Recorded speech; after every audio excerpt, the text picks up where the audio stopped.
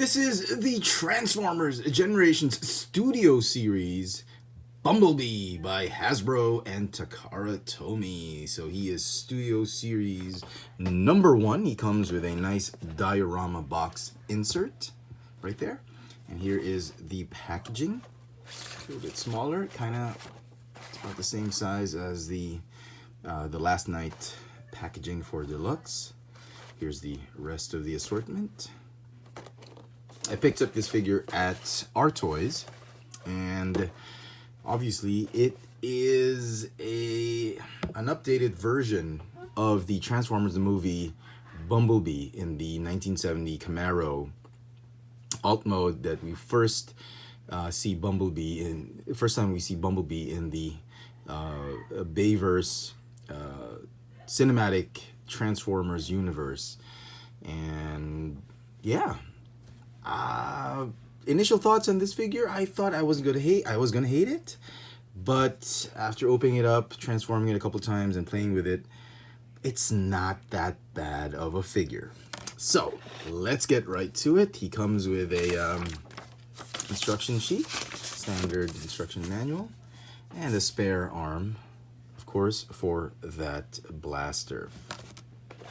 The diorama, you can pose him on it however you want, and I believe this is from that scrapyard that Bumblebee sent a message to outer space with Sam and Michaela. I think that's where it is. So onto the figure itself. It's looking pretty good. Didn't think I was gonna like it this much. It's not without its flaws. We'll talk about that later. But assets of this figure and positive attributes to it. It's a nice rendition of that Bumblebee that we first saw in the movieverse. And what I like about this figure is that Hasbro is trying to listen to their fans. They're trying to give them the figures that they weren't able to give back in the day, about 10 years ago, 11 years ago. And it's the same thing that they're doing with the Marvel Legends, with the cinematic universe figures. They're trying to put in the figures that they were not able to release or could not release back when they were supposed to be released. And this is a classic example of that. Yes, I have to mention some of the flaws. It is a little bit small than usual that we've been used to the deluxes. The parts do seem a little bit fragile or flimsy, just a little bit. It's not as cheap as I thought they would feel. Transformation can be a little bit of a challenge, to put it mildly. And there are reasons for that. We'll talk about that later in transformation. But as it is, it's not that bad. It's actually an interesting representation of Bumblebee as we saw him in that first movie. Now, speaking of that Bumblebee figure that we had in the first movie, this is the first Bumblebee they released, Hasbro, way back in 2007. One of the figures I bought, one of the first few Transformers figures I bought when I was just getting back into the Transformers collecting scene. And I just got married. My wife and I went on our honeymoon to the US in New York and in Canada, and it's one of the figures I picked up.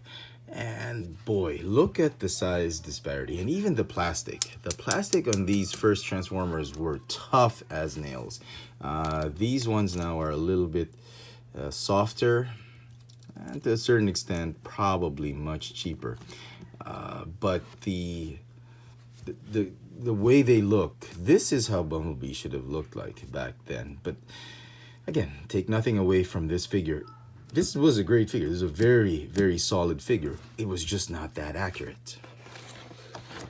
Okay, before we get into more of this figure, let me try and show a brief sort of history of the Bumblebee figures we've been getting from the cinematic universe of Transformers. So that was Transformers the movie, and then we got the second version of that Transformers the movie figure in his updated 2007 Camaro concept. This was pretty good, and I think the biggest challenge that Hasbro had was they didn't get the head sculpt right on this one. The toys, the figure as it is, were pretty decent. They transformed okay. It wasn't as difficult as one would imagine, but the head sculpt was a little bit of a problem. So as you can see, wow, look how small that is. That's almost like 2/3 the size of the original ones. Okay, then came Revenge of the Fallen. I think this was the golden age, and a lot of collectors would agree that this was the golden age of the cinematic Bayverse Transformers. And this one, they had, that was a pretty good head sculpt. There were several. There was another figure I think released, but I sold it. But this was my representation of Revenge of the Fallen Bumblebee. It's probably one of my favorite movie Bumblebee figures out there. Look at the size of it, the heft. I know there was a Hunt for the Decepticons Bumblebee, that Battle Blaze Bumblebee. I've gotten rid of that because it was just way too tall. But that was pretty good. That was a very quite possibly one of the best Bumblebees for the cinematic universe. Okay, then came Dark of the Moon. Let me see if I can put it right here and just back up the camera a little bit. There we go. Dark of the Moon, we started seeing the decrease of the sizes of the deluxes and the Voyagers and all that, and they were getting a little bit smaller, and fans were complaining, but not as much. Custom painted, obviously, but this figure was pretty solid. Simplified transformation, but nonetheless okay. Not quite as good as that one. Okay. Age of Extinction or Dark of the Moon? No, Age of Extinction. And this figure was probably one of the skinniest Bumblebees I've seen, and I don't know what I was thinking with this figure, but this one just looked really nice in alt mode. The robot mode was, God, look at that. He's so skinny and spindly, and he's gangly, and he's like top heavy, very chicken legs down there. So okay, still much bigger than the Studio Series. Put the Studio Series right here. Age of Extinction.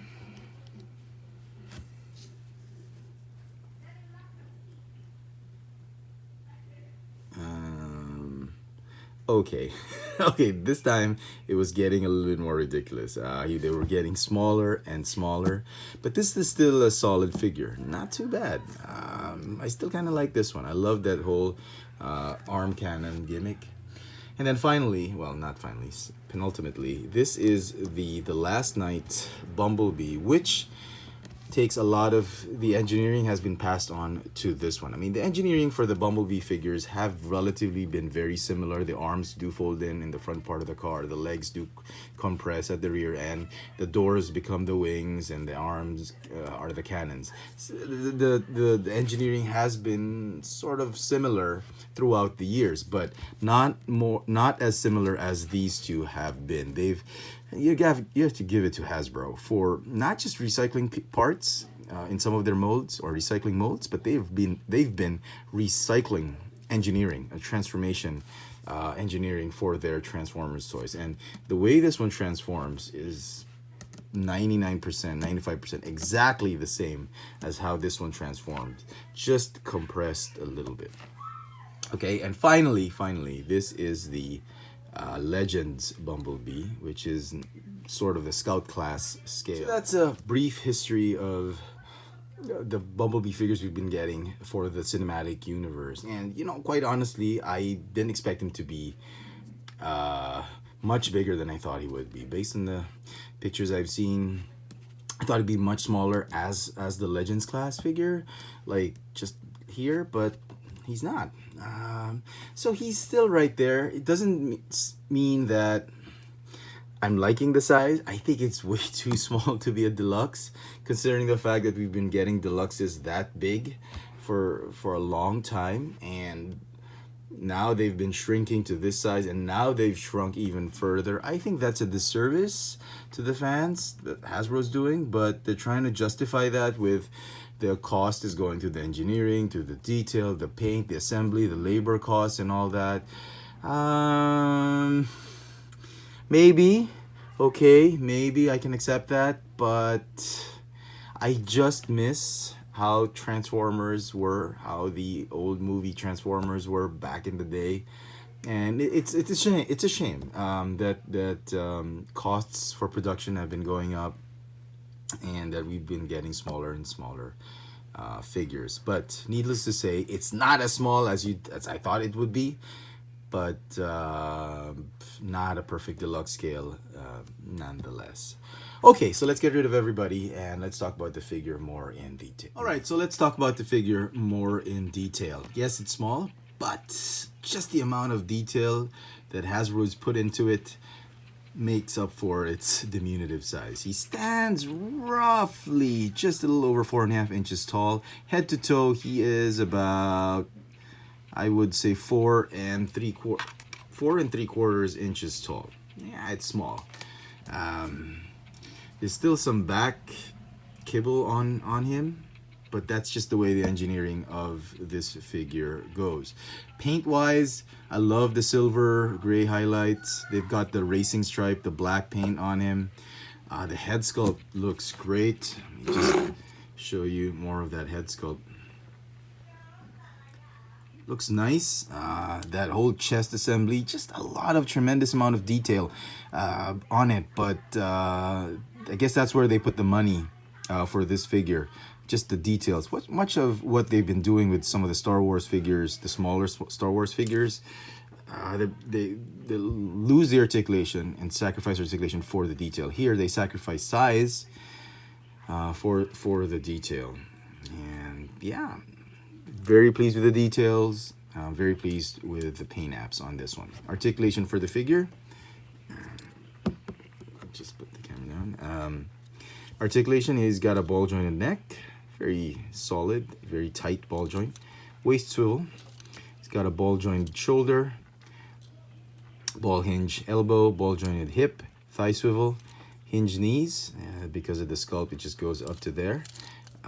The ankles go up and down. That's about it.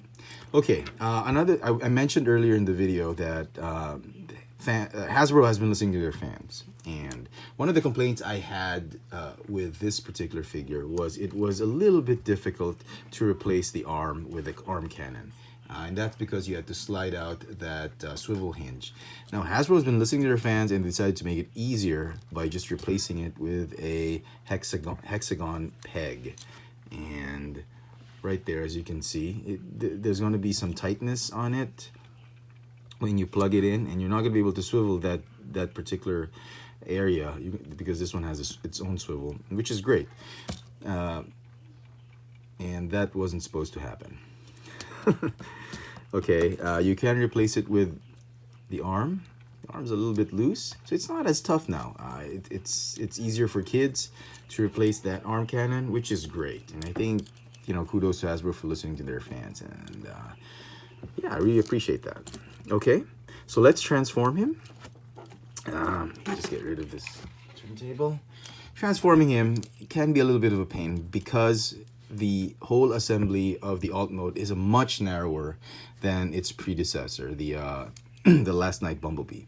And you have to be very careful because this particular piece is not on a pin joint. It is just on a friction joint, and it tends to pop off fairly easily. So we're going to try and transform him without popping off anything. I'm going to try and give it to you step by step so you don't have a fit when you're trying to transform this figure. Basically the same transformation. So because of the narrow cavity, better start off with the legs. Okay, and it's the same. This one is a little bit tighter now. They've tightened that rivet, or not rivet, that particular joint area, that swivel joint right there, which is nice. Again, Hasbro listening to their fans. So transform him like this. Flip open that rear windshield. Okay, and then flip it right here. Flip this one here. Okay, like that. And then push out that joint and then tab it onto that. We'll tab it later. but just get everything going. Okay, like that.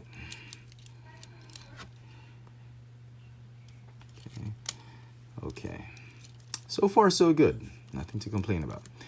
And then fold these pieces down here. They sort of form the exhaust. Again, there's going to be that lot of shin pieces sticking out in the car mode. You can't help it, it's just really a narrow cavity, a narrow assembly for that alt mode. So join the leg pieces together, and then you can tab in the feet onto the rear of his thighs. Okay, these pieces, they're just so small now. Try and be careful not to break any of them. I mean, if you're a young Transformers collector, if you're a kid, I don't know. I actually don't know if they'll have an easier time doing it or not. But as an adult trying to transform him, it's a little bit of a challenge, trying to fit those pieces in those small nooks and crannies. Okay, so that's that. That's the whole rear assembly. Okay. Hold the arms. This, like this. All right, now untab the ab piece, fold it up here. One of the things I found very difficult was this front grille does not fit easily over this part in between the headlamps, and that has to do with the shape of that gap and the shape of this piece, and you have to like swing it all the way over and sort of force it in, which is a little bit disappointing, but that's what you got to do. So once you do that, it'll get stuck. This whole hood piece is going to get stuck in front, and this one will start popping off because of the lack of space. So let's not do that yet. What you want to do is just fold in the arms, try to squeeze it in right there. Okay, and this one is supposed to rotate this way. Don't tab it in yet, just keep it there, because this one, it has to clear this piece, just barely clearing it. So you'll have to fold this one in, fold this one out, and yeah, pieces will start flying once you try and tab everything. Once you start tabbing every piece, you know, as you do it. So don't tab anything yet. I guess that's what I'm trying to say. Sorry, come on. Okay. All right, obviously these pieces are going to tab in right there. Okay, and I'm trying to do it as gingerly as I can so I don't pop off anything. I'm trying to transform and show people that you can transform this figure without popping off too many pieces. Okay, this is the best way I know how to do it.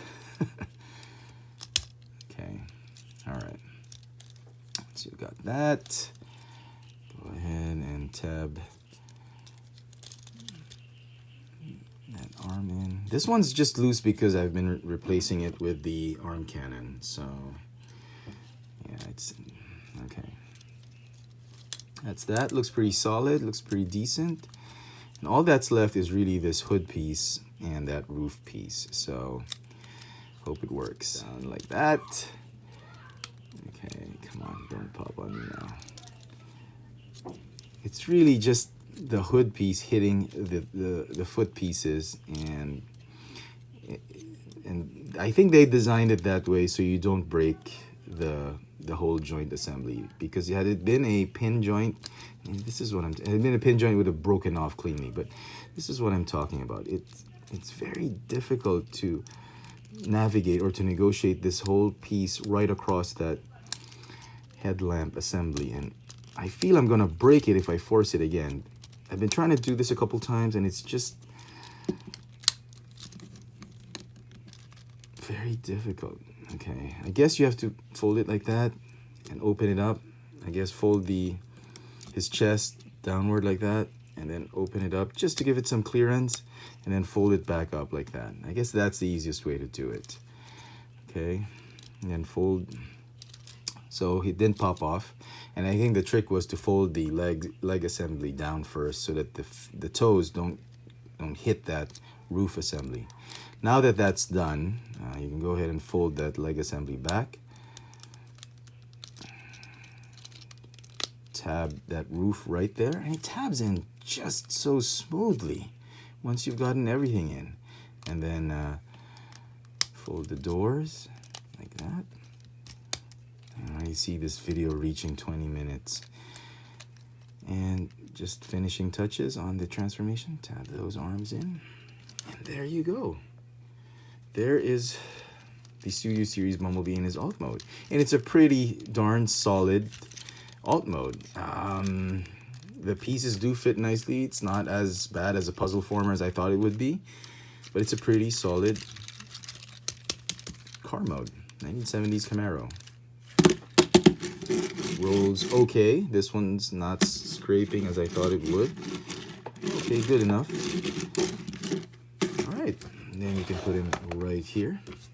The arm cannon does store at the rear end. There's a flat tab and a circle peg, which the circle peg will fit in right in between that area.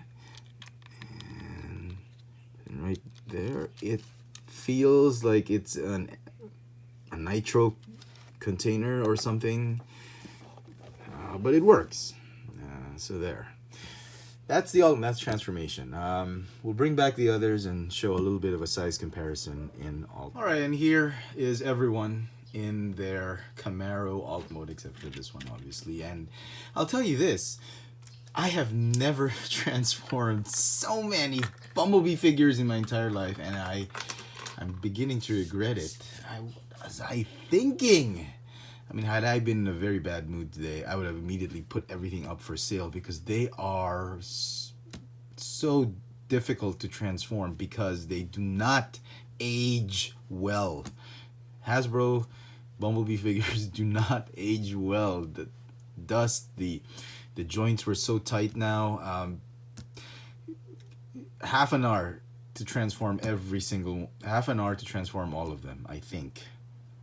Because I was very careful not to break anything. In fact, this one I can't even tab all the way in because I know I'm going to break that tab once I transform it back to robot mode. They're very brittle. Anyway, I digress. Okay, here they are size-wise.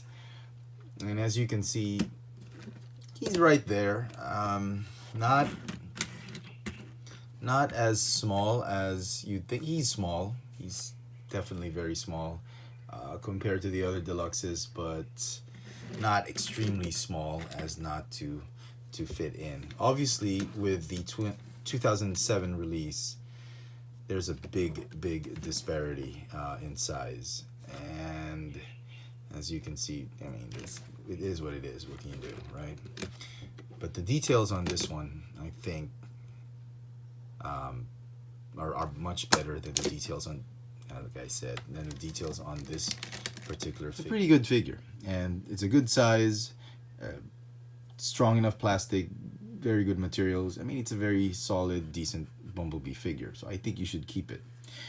This one, on the other hand, should you get it, if you already have this and you have a slew of other Bumblebee figures, my advice is, at the price it's going for now, it's out here in Manila, it's about $24, $25.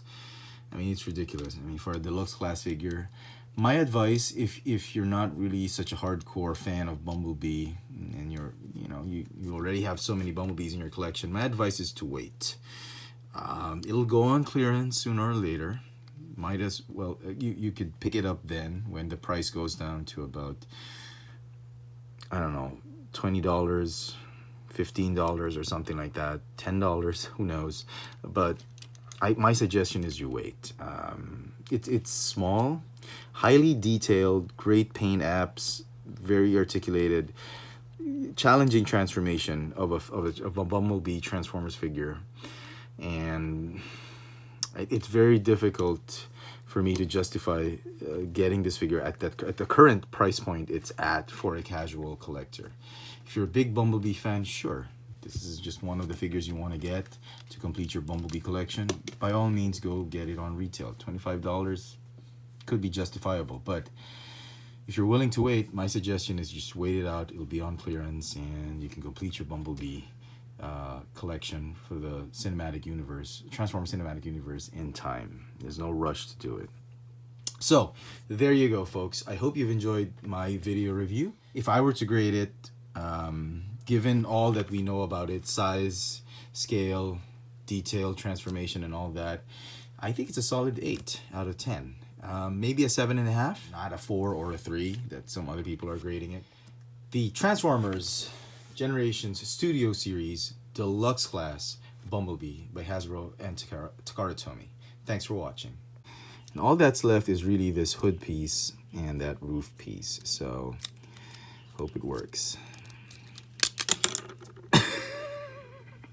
And I just pop it out. Okay, let's do that again.